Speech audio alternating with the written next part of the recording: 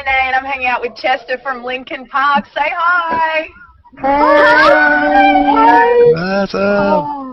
Of course, this is a Google Plus Hangout, and it's so amazing. I can't believe that you guys get to have a one-on-one with Chester. How pumped are we?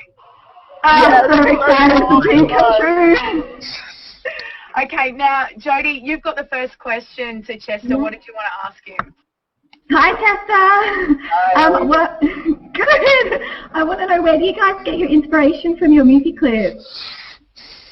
For the music clips, for like our videos and stuff? Yeah, where do you get inspiration for them? You know, it's interesting. A lot of the videos that Joe has directed, Joe just kind of puts together a compilation of like images and kind of puts together like a paragraph or two of the kind of vibe of the video, but none of us really know what it's going to look like or what it even means. A lot of it, you know, like on this last video for Burn It Down, I didn't even get a treatment for the video. It was just kind of like show up and I was like, hey, what do you want me to do? And he's like, you know.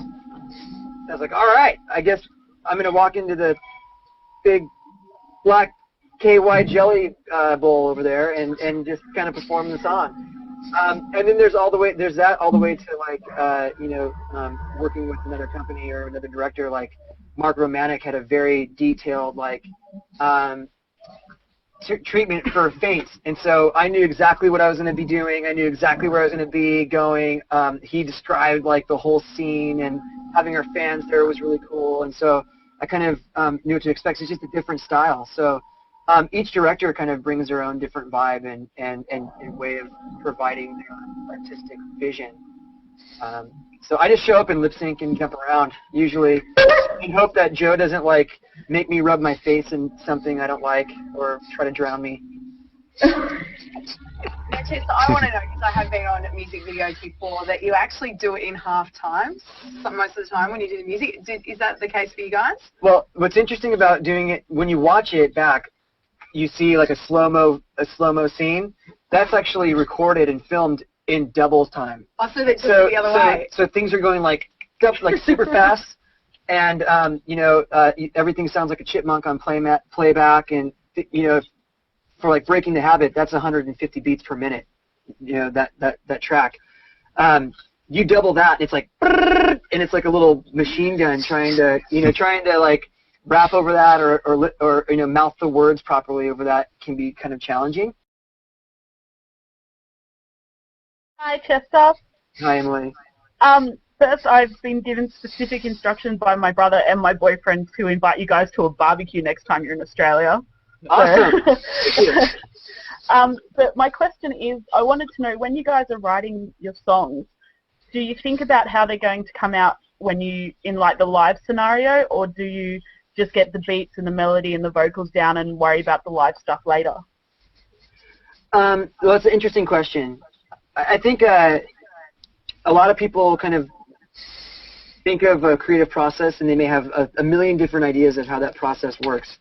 And for us, like when we're in the studio writing something, nothing's really premeditated. It's a very kind of pulling things from the ether kind of approach. You know, you hear a beat or you hear a chord progression or a melody in your head, and then you try to execute that with the toys that you have in the room.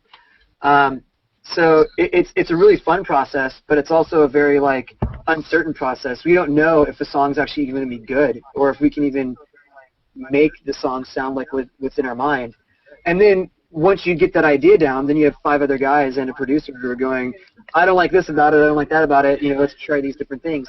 And so the process is very organic and very flowing, you know, and kind of spontaneous. And so, but at the same time, and in regards to the live aspects, I usually go into the studio going, I have no idea how I'm going to do this, because I just hear the note in my head and I don't even know if I can hit it, or I just hear a scream in my head and I don't even know if it's possible to, you know, like I'm giving up. Mike was just like, hey, let's just scream on this part, and I jokingly screamed for the entire 19 seconds, and he was like, awesome, do it again, and I was like, oh crap, now I have to do this every day when we play this live. And what's funny is like when we were recording Hybrid Theory, we did a lot of overlapping vocal parts. So a line would end as another one was beginning. And I was like, how am I going to sing this? Like, I don't even know if it's possible to sing this chorus live. So I learned to just not worry about it, and when the time comes, I'll figure it out, you know. But what's interesting too is like for Living Things, Mike and I did talk about going into the studio and making sure that the record had a lot of energy. So like no matter what we pulled off the record to play, it added to the energy of the show, regardless of the style of the song. Which is why a lot of the even the more mid-tempo stuff on the record kind of has like an energy to the music. So that is one circumstance where we actually did consider what it would be like to play the songs live before we actually went in. Hey Chester, how you going, mate? Hi, David. Hey, mate. So all your different albums, they sound like they're all different sounding, but straight away you know that it's a Linkin Park song. How do you achieve that?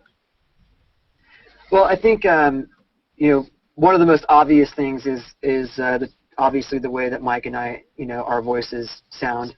That's really it sounds silly, but I think that's really the most obvious thing. Like people go, that's Linkin Park, but I don't know. There's just something about the way that we write together, the vibe that goes into the music, the energy that comes out of the music, the way the guitars are put together. There's always like this dueling guitar part going on with opposing chord progressions and harmonies, and I think those little nuances in our music are what kind of are the signatures of our sound, and we can add those things and we can use those things no matter what style or what instruments we're playing. Stephanie, you get the very last question with Chester. What would you like to ask? Hi, Chester. How's it going? I'm good, Stephanie. Thank you. Hey, look, before Linkin Park, and you're a bit of a struggling musician, I just wanted to know what's the worst job you had to do to get some cash? I've had some pretty bad jobs. I've done trenches in Prescott, which basically means a shovel into rocks. Like, there's no dirt there. It's like rock. And then that was not fun. I've been the guy who has the leaf blower on their back. You guys have leaf blowers out there where you're just like blowing dirt away from the other dirt?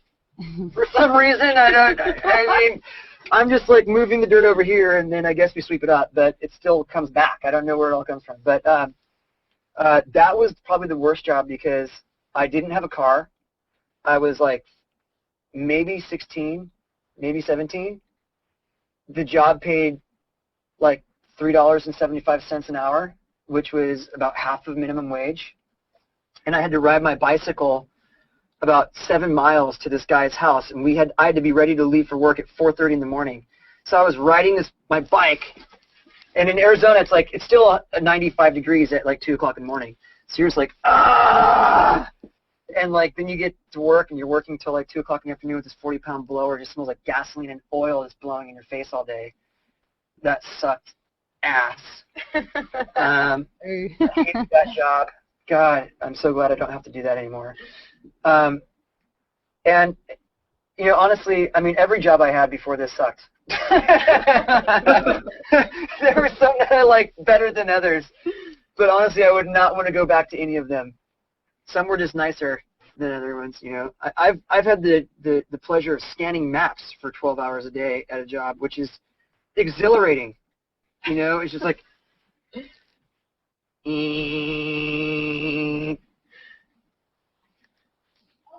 That's what I did all day, and I just watched the paper go through the scanner, and then watched the paper go for 12 hours. It was just like grueling, boring work. So I definitely appreciate that I get to do this for a living, and it really is a blessing to be able to do something that I would normally just do for fun anyways, whether people listen to it or not, and get to do it on this level is really.